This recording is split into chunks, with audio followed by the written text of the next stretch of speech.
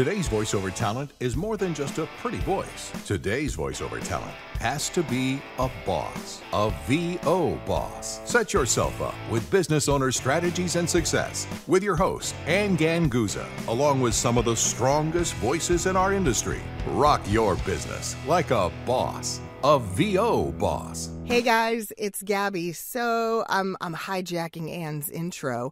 Before we get started on today's show, we want to tell you a little bit about all the ways that you can live the boss life, right? Hashtag Boss Life. Heck yeah. We have a brand new product in our boss shop called Book Out Build. I'm super excited about this concept. Gabby, tell us a little bit about this. Oh my gosh. So this is my baby, if I can, my little brainchild, right? This is how I communicate with my clients every single month to make sure that I'm providing them with relevant information that they can actually use, and so that I'm not just, spamming them or sending them something really annoying, right? Because we all have to worry about that. And of course, you and our fabulous boss team kind of took this ball and ran with it, and we're offering it to everyone now. And these are book out builds. So with a book out build, what you're able to do is set up a system whereby you can communicate with clients on a regular basis about the number one thing they want to know about you, your availability and book out dates in the studio. Great stuff. And as Gabby said, you can do this on a monthly basis or a quarterly basis. So you can choose the frequency. What's really cool is that we incorporate your own list and we manage it and send out the marketing blasts on your behalf, all in your own brand. You want to go to voboss.com, click on shop, and go check out the Book Out Build and Book Out Blast features. Okay, now let's get on with today's episode. Welcome, everybody, to the VO Boss Podcast. I'm your host, Anne Ganguzza, along with my BFF, Bossy, Gabby Nistico. Gabby! Hi! Hey, girl! So, Gabby, the other day I was listening to the Millionaire Entrepreneur podcast. There were some really hardcore questions on this podcast. Like, okay, so how much money did you bring in the first year? And how much money did you invest? And it was like, they were asking hard numbers. And I thought to myself, wow, in our VO industry, we don't really talk about the numbers. And no, we don't. Like, how much money should I be making? I've just got into the industry. Should I be making $1,000 a month? Should I be making $100 a month? What is it that I should be making? I thought it would be a really interesting topic to talk about today. I think so too. And you know what else is fun? So I love that it was the Millionaire podcast, because Be a Millionaire Day is on the calendar. It's in May. So how interesting is that? We should totally talk about this, because what better way to be a millionaire? To be a millionaire than to talk about the numbers, right? How much do I need to be making, or how much should I be making? I think this is great. And I think, part of it is it's the positive and the negative of our industry all rolled into one. Because on one hand, we're so close-knit and we're so friendly with one another, and we're like family, and there's this amazing camaraderie in the voiceover community. And on the other hand, it's downright rude to ask someone about their earnings and their salary as a result, because it seems like a violation. Yeah, it's like a hush-hush topic, because I think people are threatened. People feel threatened if they're not making a certain amount of money. Exactly. And it's a very interesting dynamic. And then I think also the fact that realistically, because everyone in this business has ups and downs that vary year to year, everyone's worrying about maybe disclosing something that they don't want to, because they feel that it's going to tarnish their reputation. And there's so many people out there, I'm going to say, earn that six-figure income. It's not even just in the voiceover industry. It's everywhere. Earn that six-figure income or whatever in 10 days or... all those webinars out there. And I think that really intimidates people. So I want to talk real. I want to talk, and especially, Gabby, that you mentioned that we have such highs and lows. There can be months in this industry. Now, I like to say that I've set up my business so that I have some predictable income. But there are times in this industry when the voiceover jobs, like, whoa, like I didn't have anything yesterday. And should I be worried I'm not making money? I didn't hit my numbers this month. Mm-hmm. And do I even say that, or how do I handle that? And I think that people are left to either commiserate or feel horrible or, worried. because nobody's talking about it. Well, you and I, fortunately, talk about money quite a lot. Yeah, we and do. I think it's smart because the more we talk about it, the more we desensitize the ickiness of the conversation, right? And the more we come to, I think, realize that it really is just a standard part of business practices, and it's okay. So let's start with the very beginning. All right, let's assume that we're talking about someone who's in their first 1 to maybe 3 years in the voiceover industry, and where should they fall? Well, good question. Now, big differentiator is, are you part-time or are you full-time? Correct. Right? So that's number one. And I think most people now are starting part-time, and that's a really tough question, because I always tell my students that are just starting out, that are working full-time, or, they have obligations that are, a 9 to 5 or something that requires so many hours worth of work or time away, that you have to make sure you have the dedication and the time to put in for marketing so that you can get a return on your investment and start making some money. Most people, when they first get into the industry, are still working at another job, and so their time for marketing is limited, and therefore their return may also be limited, and that becomes very frustrating for a lot of people, and very worrisome, and very frustrating if they're trying to use any type of income to pay bills. Well, yeah, but I think it's also, we have to look at statistics nationwide and what averages are. The average business in this country, the average small business, is in the red in the first 1 to 5 years. Yeah. They show a loss in the first 1 to 5 years. They are surviving almost exclusively on loans in the first 1 to 5 years. Yeah. Very common. So I think a big question for the people who are just starting out is, are you still a student? Are you still training? And are you still working another job? If you are, then realistically, you can't expect that you're going to make a whole ton of money. I would say if you make between $5,000 and $20,000 in a year as a student or as a part-time voice actor, Absolutely. You're doing all right. Gabby, I think I tell people that my first year, like part-time, I made maybe $2,000 in that year, because number one was time. And I had a job that consumed me. Gosh, if I made $100 in the month, I was happy. And, right. And all of that was just based on the amount of time that I could actually put into my business, my voiceover business at the time, and also market myself. You're going to have to double your efforts, double your marketing efforts, and you're going to have to try to audition those times that you can do it. I mean, a lot of times it's not convenient. If you're working a 9 to 5, I had to wait till I got home at night. If you're full-time, Gabby, what about when you're full-time? Yeah, let's talk about that next step up the ladder, right? That next rung.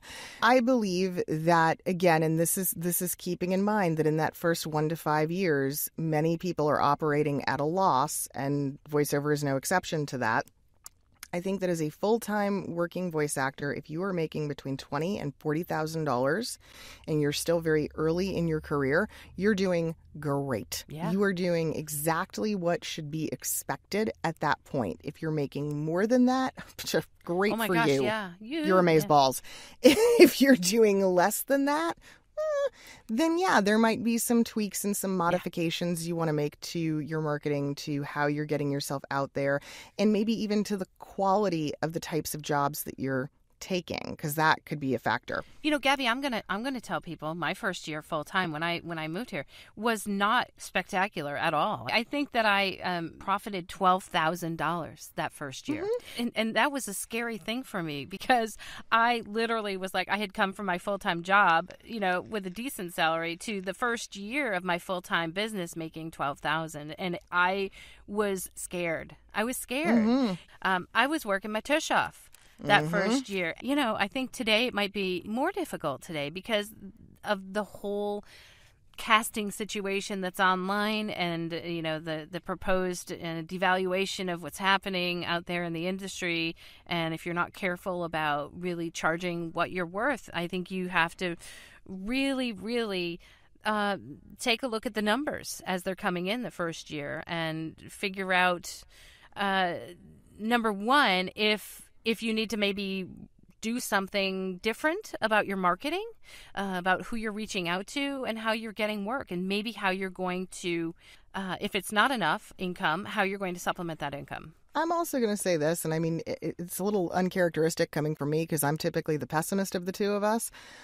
But I'm going to say go ahead, and if you're in that very early stage of being full-time, celebrate the validation. If you've made any amount of money, if you've had clients that are hiring you and paying you money to do this, honor that. Use that to validate your presence in the industry and to propel you forward, and know that whatever the number was, whether it was 10,000 or 15 or 20,000, if you were able to make that this year, you can do more next year. And also know that, Gabby, as you mentioned, the first 5 years of business are usually in the red. So knowing that and understanding that about the business, I didn't feel horrible. I was nervous, but I didn't feel horrible knowing that I would experience a loss, or I was going to do that as I was building my business. But I think that's also important because we're coming at it from the standpoint of business owners, and we had a lot of that knowledge coming with us to the table of starting this. I think, unfortunately, a lot of folks who have bought into some of the shadier practices that exist elsewhere in our industry and the big promises and these, trumped up dreams, dreams kind of get stuck in this idea that, oh my God, I should be making so much more than this, or why haven't I hit it big yet? And it's because that's just not realistic. It really isn't. That's not how it goes. We can both tell you from experience, you start small and you build. Yeah. So, okay, let's talk about the next hurdle, the 5 to 10 year mark. So I feel comfortable with numbers between, I'd say, 60,000 and 100,000. Yes, I agree with you there. I agree with you there. Absolutely. And so you guys can see how it's kind of like a slow, uphill climb, right? There's a trajectory, and it starts to move upward the more you've been doing it. The $60,000 to $100,000 category, I believe, and Anne, feel free to tell me if you disagree, I believe that is the monetary amount that most working professional voice actors fall into. Yeah. Most people can look at you and say, right, I'm not doing badly. I could always be doing a little bit better, but I do pretty okay for myself. I do pretty well. And especially in the markets that are smaller.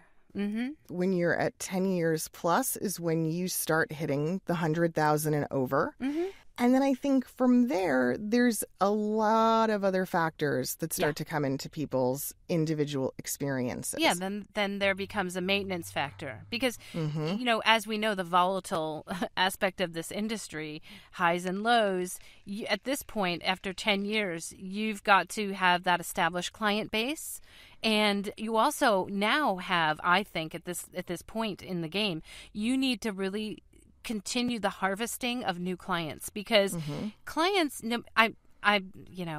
all these years, I love having great clients, but there are times when they will need a new voice. As much as you can say, I love my client that I've had for the past 3 years. I've had one client for 9 years, but there are times when you will have to continually harvest those new clients because you never know. It's true. There's nothing in this industry that is permanent. I literally woke up one day and lost $50,000. I might as well have gone to the casino and gambled it. Literally woke up and had a $50,000 contract disappear because it was no more. It literally, the company went under. It was no more. And, I'm glad you said that because a lot of times it may not even be because of you. It's not your voice. It's not the, you know what I mean? It could just be the company. And that's actually what happened when you have long clients. I have a lot of long-term clients. The company gets taken over. New people are in charge. Your contact at the company is left. You have to kind of anticipate those things and plan because now that you're at the 10-year mark, you have an income that you probably want to maintain. I mean, nobody likes to, go down. I like to always increase my income year after year. And so you have to strategize for harvesting new clients. That's so, so important. Yeah, you can't ever become complacent in this and think, I'm comfortable now. No, you're really not. Well, I've made my 100,000, and so I can sit quiet and... Yeah, no. And then I think just to be fair, we should touch on some of the upper tiers that do exist, mind you. There are I'd say probably about 10% or so of our industry is people that are making $250,000 plus annually. I think 10% might be a little high these days, believe it or not. Maybe it is. I think these days, because again, the economy is shifting, the industry is shifting. Sure. Even the veterans of the industry that are used to enjoying, the upper echelons of the money there, are even saying how hard it is to get work. So I think that. And I don't want to be a Debbie Downer, but I want to be realistic and say that that percentage, I think, is dwindling. I think where a lot of the money came from was royalties, residuals, and that sort of type of work, which I think is now becoming a little bit of a changing industry, whatever the reason. I think you have a really good finger on the pulse of that, because you are in the LA market, and because the grand majority of the talent that are in that category making $250,000 plus do live in Los Angeles. So so okay, maybe it's 5%. Yeah, something in there. Yeah. Maybe 5 to 7%, and then we have this spectacularly unique category that I honestly believe is only about 0.5%, which is pretty funny. It's so tiny. I mean, it literally, you can't even call it a percentage of the industry. It's this very elite group that are voice actors who have become so famous, whether it be for things like something in animation or a movie or trailer work, something where they have just dominated to the point that they're $1 million plus talent every year. They do exist. They are real, guys. They are, and they're amazing. Yep. But they're a very small percentage of our industry. And I think at this point, their income is not just coming from voiceover work. It's coming from celebrity endorsements, etc., those types of things. So their income is coming not just from voiceover. I'm trying to think of anybody right now in the LA area that might fit that bill. I know a couple people that may be close to that. Yeah, not many, though. But I do also think it comes back to your skills as a performer. And ultimately, many of these folks, mind you, are actors who, yes, while they're primarily known for their roles and the things that they do in voiceover, they have transcended what we consider to be the voiceover industry, and they are celebrities now. Yeah, exactly. If they're a household name, or if you and your friends know them by name, then that's who we're talking about. Absolutely. H. John Benjamin, if you're out there, call me. I think the thing. I think the thing to really, to really take home here is that it takes time. It's, the overnight success thing is, that old saying. Oh, please. It took me 10 years to be an overnight success. The money in this industry, it really is, I think, something for 99.9% of the people is we have to work. We have to work hard for it. And it's not an overnight process. So don't feel horrible if, your numbers aren't where you think they should be. Make that million. I'm listening to Millionaire Podcast because I believe it. It is totally doable. It is a reasonable thing to say, I want to be a millionaire, and to strive to get to those numbers. It can be done, but it's a cumulative thing, and it's over the course of multiple years, not a single one. Have that entrepreneurial spirit. Like that, I think, is you have to be fearless. I think you have to just go forth and put a lot of faith in yourself. And I think it's entirely possible. Hugely important. And this is just how you kind of keep things in check and keep yourself from becoming frustrated. Most of what other people show us, most of the sneak peek we get of their lives, especially social media based, remember, we're just getting to look at the best of the best. We're not seeing what's true necessarily. We're seeing what they want us to see, and the veneer, the polish that they're allowing us to see. So try not to compare yourself. The other thing that we run into in this business a lot is someone might be a 10-year person who's established, who's been doing this. I don't necessarily want to say a 10-year person is a veteran of our industry, but they've definitely, been doing it a while, and they make $80,000 a year. Well, they might have a friend in the industry who's at the same place, a 10-year voice actor, making $150,000. And they're very frustrated with that gap of income, but you could be serving two completely different marketplaces. Absolutely. That is such a big, big factor in what we do. Oh, a huge component. Yeah. So it's sometimes very difficult to judge. And it is, easy to be swayed by what you're reading on social media. So I've seen a few rare instances where people would say they lost a job, but nobody's really talking dollars. You know, they might have lost a big client. I saw something the other day where someone said they had just lost a large account and 25% of their income was now non-existent. But they didn't say what that really means. Right. It was just a percentage as opposed to a number. So I do think these things are important. And I think that, you know, we should have friends in this industry that we're close enough to that we can share these sorts of things non-judgmentally. But again, if you're going to look for places to compare, keep your fruit together, right? Apples with apples, oranges with oranges. Don't start crossing over and mixing things up and thinking that it's going to be an accurate representation. Big thanks to our sponsor, IPDTL, for our quality connection. You can, of course, learn more about how you too can record like a boss at ipdtl.com. And you guys check out our website, voboss.com. We've been doing a ton of work on it lately and really excited about our rebranding. And so make sure you check that out. All things boss, all products boss, swag, all that good stuff. And also don't forget to subscribe to us on iTunes or Stitcher, as well as Spotify, Google Play. We are on everything lately. And please YouTube. Rate us. Yes. Take a quick second to give us a little rating, a star rating, as you're listening to us. And we will love you forever. We love you forever anyways. Thanks, guys, for listening. And we will see you next week. Bye. Go be a millionaire. Get the money. Get the money. Join us next week for another edition of VO Boss with your hosts, Ann Ganguzza and Gabby Nisterko. All rights reserved. Ann Ganguzza voice talent in association with 3 Moon Media. Redistribution with permission. Coast-to-coast connectivity via IPDTL.